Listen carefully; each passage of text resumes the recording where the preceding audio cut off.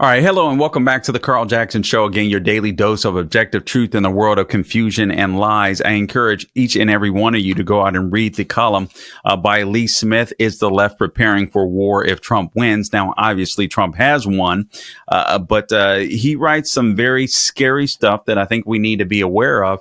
And I don't take anything for granted. You know, I'm one of these people. I'm not a conspiracy theorist whatsoever. I don't like being hyperbolic. I don't like doing any of that stuff. It makes me very uncomfortable. But I think that we can look at the last few years and the persecutions against Donald Trump, the lawfare that the left attacked Donald Trump with, and I think we have to just look and see how far they've been willing to go. That's why I think Trump's victory was so important, not just winning the Electoral College, but winning the popular vote to put a stop to some of this nonsense, because he's obviously gotten a mandate. But that's not going to stop the left from being the left. So we have to keep that in mind. Nonetheless, obviously this was a historic week. This is only the second time in American history that someone has come back and won a split presidency. Obviously, Grover Cleveland being the first. Now Donald Trump did it in spectacular fashion, even winning, population groups that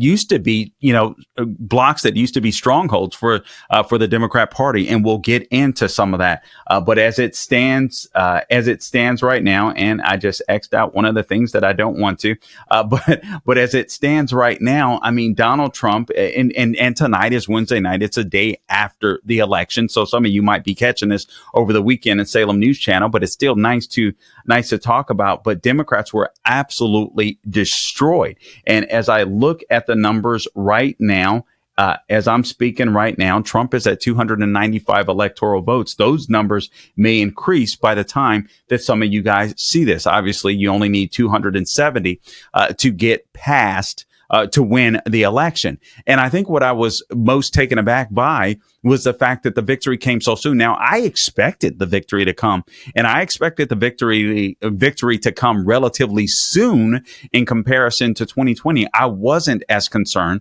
and I voiced that many times on the podcast, and also when I felt when I've stood in for whether it's Larry Elder, Dennis Prager, Mike Gallagher. I have not been as concerned about cheating. I always felt like I loved the statement "too big to rig" that the Trump campaign came up with, and I felt like if we could do that, then we would be okay, because at least the Republican Party was paying attention to some of the areas when it came to lawfare and when it came to election integrity that they were not paying attention to, or they were too late to in 2020 to combat some of the. I mean, there were a lot of anomalies in 2020. But I believe the Trump campaign was absolutely on top of it. I should say this. I do want to, the left is going back crazy.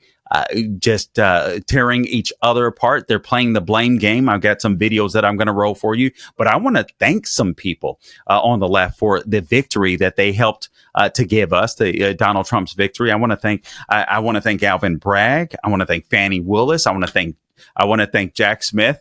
All of them, in my opinion, contributed to the victory of Donald Trump. Obviously, I'm going to have some more moments that I'm going to share with you shortly, but think about it. Donald Trump was not polling as great until Alvin Bragg indicted him. I mean, you can go back in the polls, go back in history. And at that particular point in time, Governor Ron DeSantis, my governor, was polling very well when it came to the presidency. I mean, people thought that he could beat Trump at the time. And then obviously Alvin Bragg came into the picture, and all of a sudden you saw all the left did when the persecutions, when the lawfare started against Trump, they united Americans, not just the MAGA movement, but even the people that were like, you guys are going too far. Leave this guy alone. Everything that you had already done, the Russia collusion hoax, the Ukraine nonsense, all of this stuff. And then they started attacking him again. And then it just made it made many Americans just surround them, just kind of want to protect them. And not only that, we started seeing just the persecution. We were tired of it. We were seeing the over persecution or the over prosecution of some of the J6 people, and it didn't bode well with us. So I want to thank Alvin Bragg. Thank you. You tried to destroy Donald Trump. You helped him win. Fani Willis, the same. Jack Smith, the same. Letitia James, who's still, and we've got some video that I'll show you in just a second, the same. These people tried to destroy him, and all they did was embolden him. Hey, Barack Obama, thank you so much for campaigning for Kamala Harris, because I think that I think you were toxic to the Kamala Harris campaign. When we look at Barack Obama, we see this guy that got rich after being the president of the United States. This is a president, former President Barack Obama, that made America more racially divisive, right? This is a president that destroyed the welfare system. This was not the welfare system, I'm sorry, but actually he added more people to the welfare system. He destroyed the best the best healthcare system in the entire world. And when he talks about Trump receiving, if you will, or inheriting a great economy, that isn't true. His economy stunk. It was anemic. I think 1.2% growth, if I recall correctly, throughout his tenure. I mean, it just absolutely stunk. Americans had gotten used to or accustomed to a lower level of living. All right. And then Trump comes in, he cuts taxes, put more money back in people's pockets. And all of a sudden the economy starts skyrocketing. People will start feeling, good about the economy and their station in life. And then COVID hits. Whatever you think about that, the left weaponized that. And it just was not a good thing. So I want to thank Barack Obama. I think he's toxic to the Democrat Party. I'm not sure if he's gotten the message yet, but we'll have to see. He and Michelle Obama came out with a statement earlier in the week as well.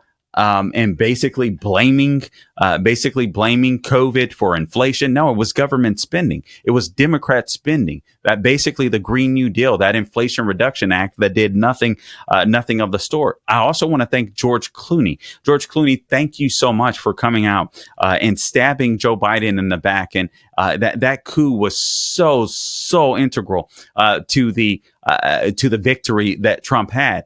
Guys, I got to tell you this, and there's headlines that are already out. Jen Psaki was asking about it on her show on MSNBC.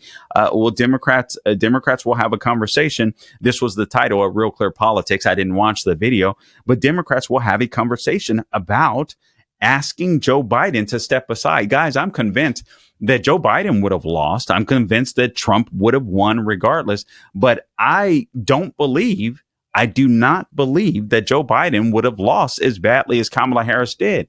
I want to take the time to thank Nancy Pelosi. She also was part of the soft coup against Joe Biden. And all she did was pave the way for what we saw was just a total rout when it came to Kamala Harris. Representative James Clyburn, who gave us Joe Biden as the president. And listen, you have these Democrats coming out and trying to blame Joe Biden. Oh, Joe Biden, he should have stepped aside earlier. Listen, if he would have stepped aside earlier, more Americans would have realized just how incompetent Kamala Harris was even sooner. And I think she would have lost in a landslide just like she did regardless. And obviously, I want to thank Joe Biden because his ego did get in the way of sorts. There's no doubt about it. I want to thank the mainstream media, right, for lifting up Kamala Harris because you guys helped to give us the win, and you've proven that legacy media like your own, whether it's MSNBC, whether it's CNN, whether it's CBS,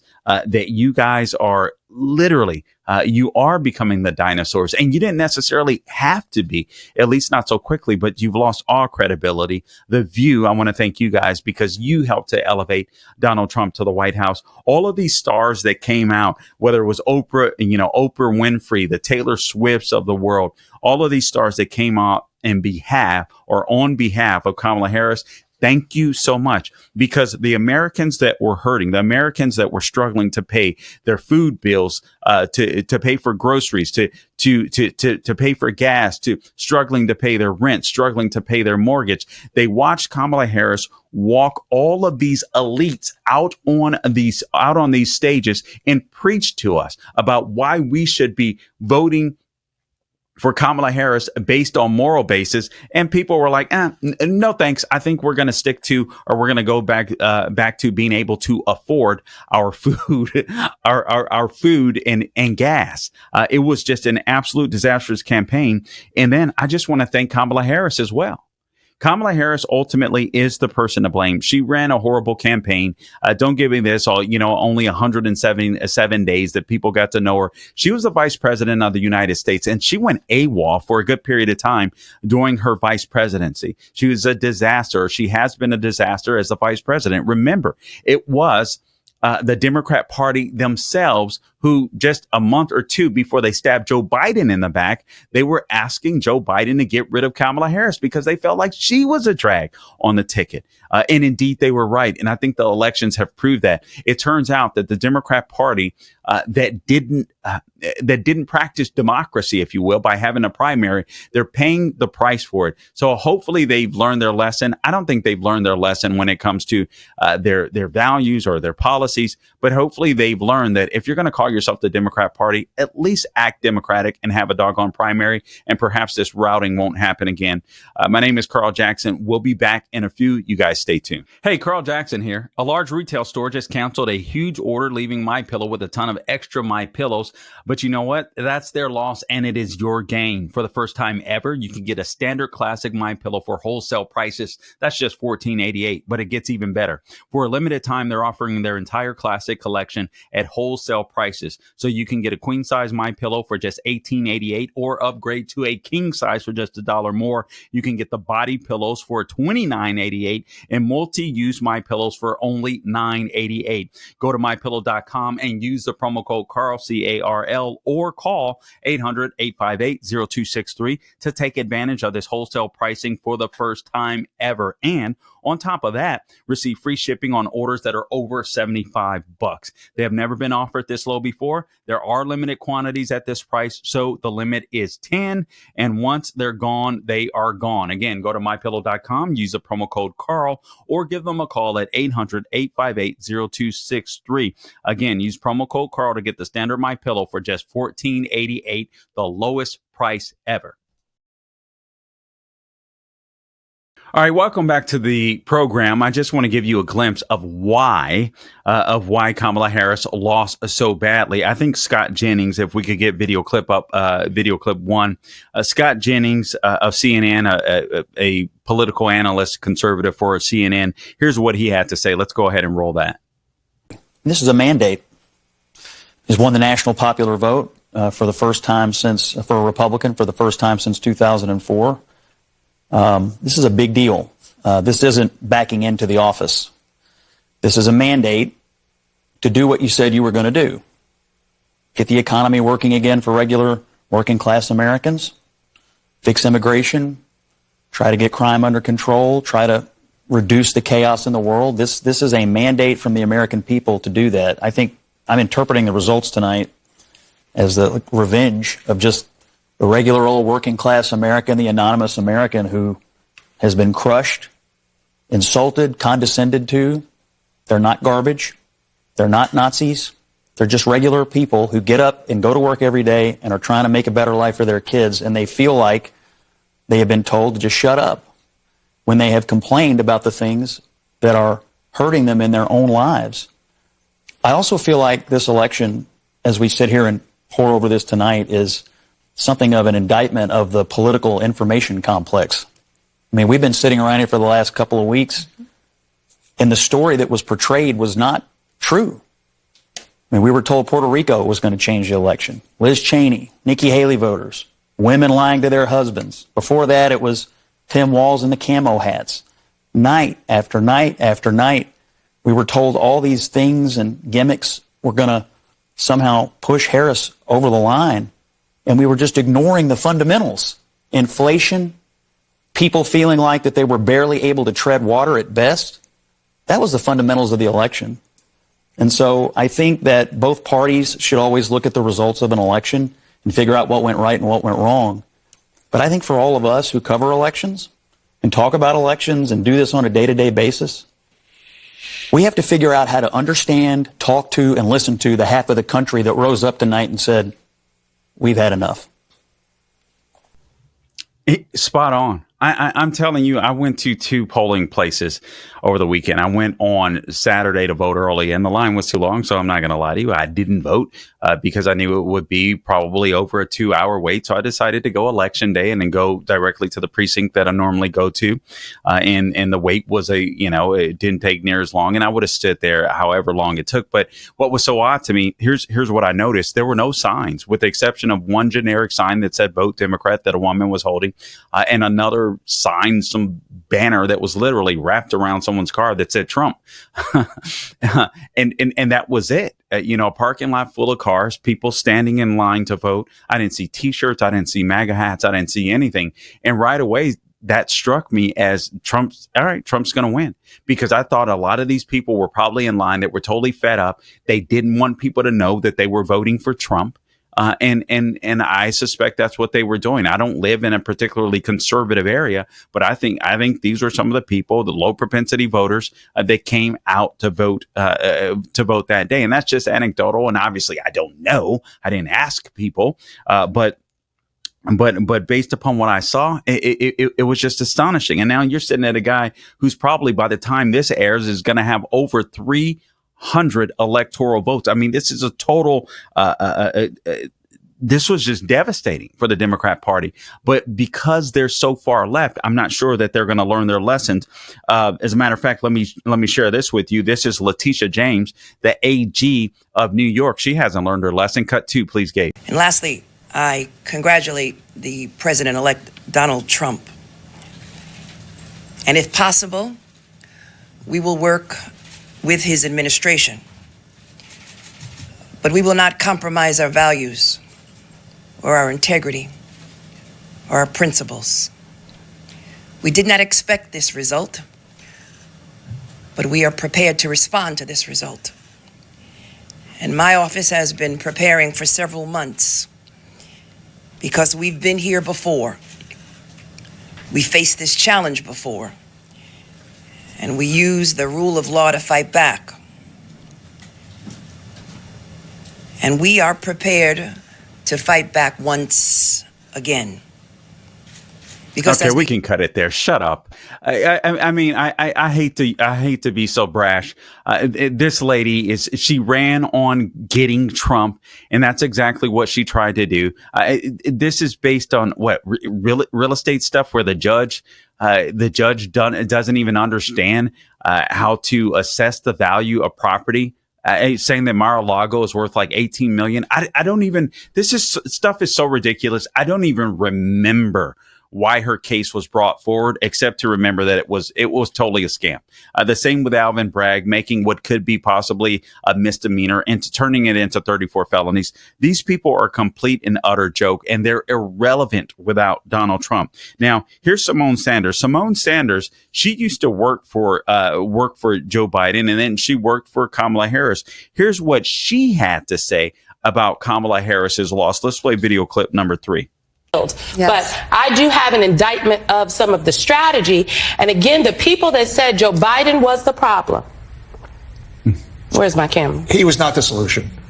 He was not the solution. I will just note that it is probably not the best idea that Democrats orchestrated a very public stab fest, a proverbial stabbing in the front of the sitting president of the United States of America, and then didn't use him in his hometown of Scranton, Pennsylvania. I will defer to Mr. LeMay. She worked for Joe Biden. She worked for Kamala Harris. She quit. She was one of the people that's quit working for Kamala Harris. Kamala Harris lost 94% of her staff as a vice president of the United States because people couldn't stand her. People couldn't get along with her. They said she was nasty, vitriolic. She would cuss at people, tell them don't look her way. Just a mean lady, if you will. Kamala Harris got exactly what she deserved. I suspect that's, I suspect, and as I read that headline earlier, I do believe that Democrats are going to regret letting go of Joe Biden in the way they did. Now, listen, he should have never been president in the first place. It was obvious that the guy was senile from the beginning. It was obvious that senility progressed over time, and it got worse and worse and worse. And I'm not a doctor, but I've been around people with dementia, and it appeared to me that's exactly what he had. But I'm just looking at some of the headlines. Obama blames COVID pandemic and the economy for Trump's victory. Well, it wasn't the COVID pandemic. It was the lockdowns and it was the overspending, Obama. But this guy is never going to take responsibility. The same is true with Kamala Harris in her concession speech. She never took responsibility for what she did. I want to remind you guys of some moments. And perhaps I should play a little bit of her concession speech, but I really don't. I really don't think we need to. I think Lee Smith covered the important part of her concession speech. It really wasn't a concession speech. This is a radical leftist that has basically promised to fight on. Little does she know that she's going to be irrelevant, not what she wants to get accomplished, because I know there'll be another leftist trying to run in 2028. There's no doubt about it. But she's gone. This lady, her political career, in my opinion, unless she wants to run for senator again or something in California in the future, she's gone. She's done. She's finito.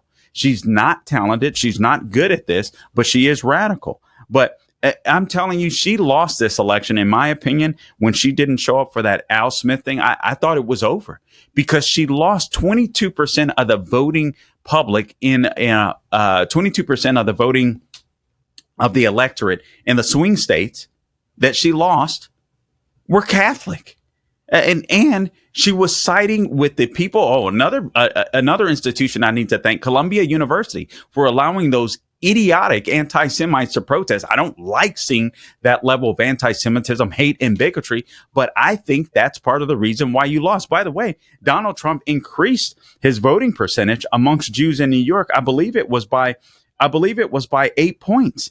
Listen to this.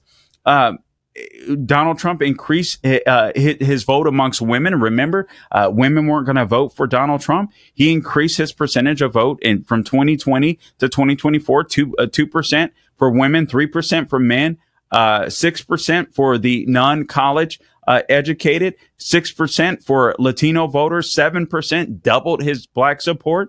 And also 10 points for young voters. In every demographic that the left tries to go after, Trump increased the vote. Kamala Harris did a horrible job running for the presidency. She was hiding. She wouldn't tell us what she really believed. She has no one but to blame but herself. That Al Smith dinner was a turning point, I think. And then Trump stopped at McDonald's. You guys, well, I won't play video for the sake of time, but Trump stopped at McDonald's. Trump telling Americans that every person counts. Whether you work at McDonald's or whether you're a billionaire, you count to him. Elon Musk joining the team, Tulsi Gabbard, RFK Jr., Joe Rogan, all of these moments mattered. Trump, obviously, the assassination attempt, fight. That was obviously the turning point for Trump's campaign. Before Kamala Harris got into the race, her polls jumped up. They thought they were getting a winner, but they still got a loser. That moment in the garbage truck where everyone thought the race may have been over for Trump for a weekend, and then Obama throws him under the bus. Listen, Trump won this thing fair and square, and he won a mandate. Until next time, don't grow where you're doing good, guys. God bless you.